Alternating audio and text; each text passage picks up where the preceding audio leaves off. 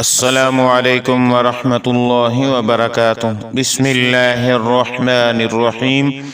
جب امریکی صدر ٹرمپ نے سعودی عرب کو جتلایا کہ امریکی تحفظ کے بغیر تمہاری حکومت 2 ہفتے بھی نہیں چل سکتی، ان ہی دنوں سعودیہ میں ایک اونٹ کو 16 ملین ریال کا سونے کا ہار پہنایا گیا تھا۔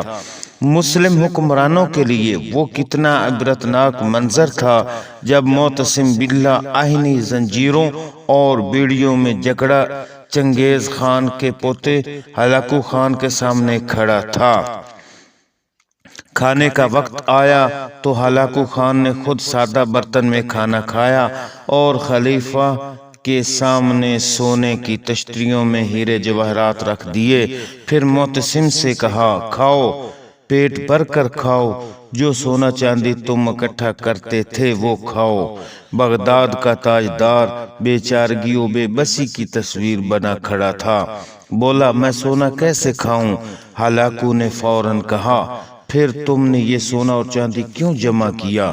وہ مسلمان جسے اس کا دین ہتھیار بنانے اور گھوڑے پالنے کے لیے ترغیب دیتا تھا، کچھ جواب نہ دے سکا۔ ہلاکو خان نے نظریں گھما کر محل کی جالیاں اور مضبوط دروازے دیکھے اور سوال کیا، تم نے ان جالیوں کو پگھلا کر آئینی تیر کیوں نہیں بنائے؟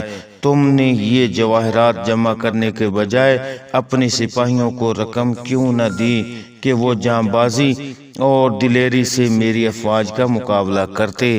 خلیفہ نے تعصب سے جواب دیا، اللہ کی یہی مرضی تھی۔ ہلاکو نے کڑکدار لہجے میں کہا، پھر جو تمہارے ساتھ ہونے والا ہے وہ بھی خدا ہی کی مرضی ہوگی۔ ہلاکو خان نے معتصم باللہ کو مخصوص لبادے میں لپیٹ کر گھوڑوں کی ٹاپوں تلے رون ڈالا اور چشم فلک نے دیکھا کہ اس نے بغداد کو قبرستان بنا ڈالا۔ ہلاکو نے کہا، آج میں نے بغداد کو صفحہ ہستی سے مٹا ڈالا ہے اور اب دنیا کی کوئی طاقت اسے پہلے والا بغداد نہیں بنا سکتی۔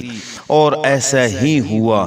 تاریخ تو فتوحات گنتی ہے، محل، لباس، ہیرے جواہرات اور انواع و اقسام کے لذیذ کھانے نہیں۔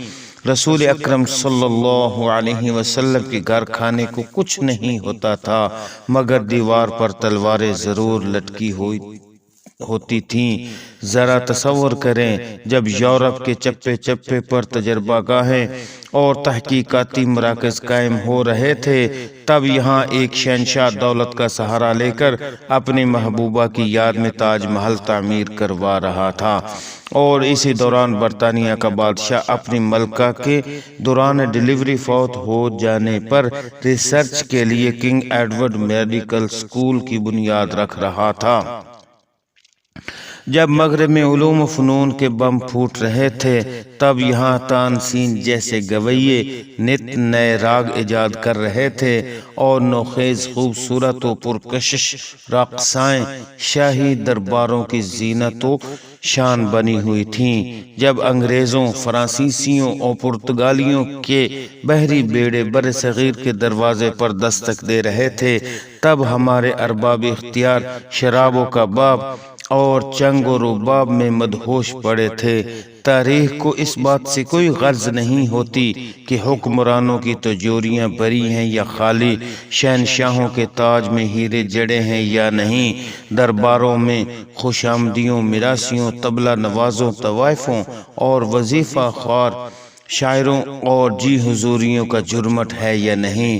تاریخ صرف کامیابیوں سے غرض ہوتی ہے اور تاریخ کبھی عذر قبول نہیں کرتی، اور جن لوگوں کو اس حقیقت کا ادراک نہیں، ان کا حال خلیفہ معتصم باللہ سے کم نہیں ہوگا۔